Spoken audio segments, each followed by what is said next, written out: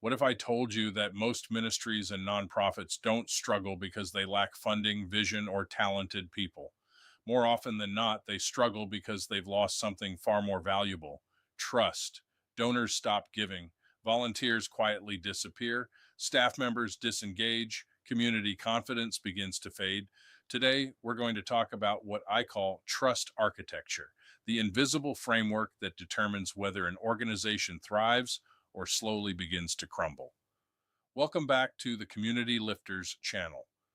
Before we get to the subject of trust architecture, for transparency purposes slash to save countless hours of production and post-production time, I used AI tools to produce the video from an article I wrote on the subject.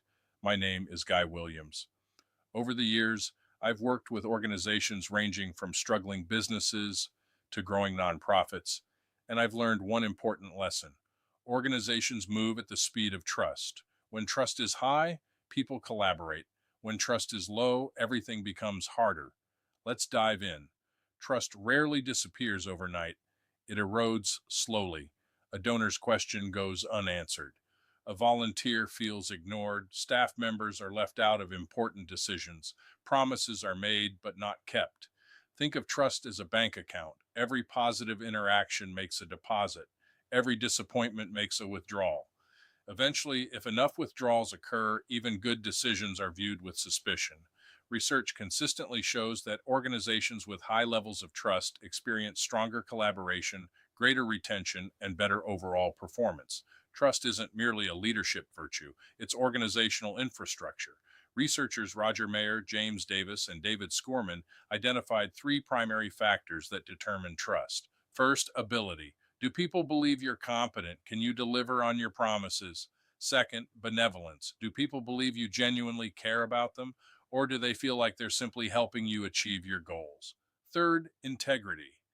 Do your actions consistently align with your values? When all three are present, trust grows. When one is missing, trust begins to erode. People don't trust leaders because of a title. They trust leaders because they consistently demonstrate competence, care, and integrity. Every leader should intentionally build five pillars of trust. Transparency. People trust what they can understand. Communicate openly and honestly whenever possible. Consistency. Trust grows when actions repeatedly align with words. Consistency creates confidence. Competence. Good intentions matter, but leaders must also demonstrate the ability to execute effectively. Accountability. Trust and accountability work together. When commitments are honored and expectations are clear, trust flourishes. Shared purpose. People want to know that the organization remains faithful to its mission. When leaders stay aligned with their purpose, trust grows. When organizations drift from their mission, trust declines.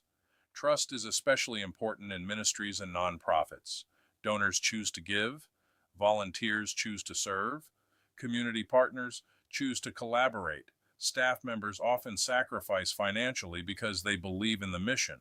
Trust is the glue that holds all of those relationships together. Without trust, support eventually disappears. With trust, people remain engaged, even during difficult seasons.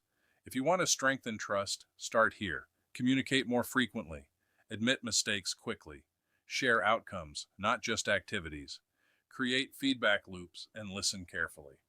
And make every major decision through the lens of your mission. These simple practices can dramatically strengthen trust within your organization.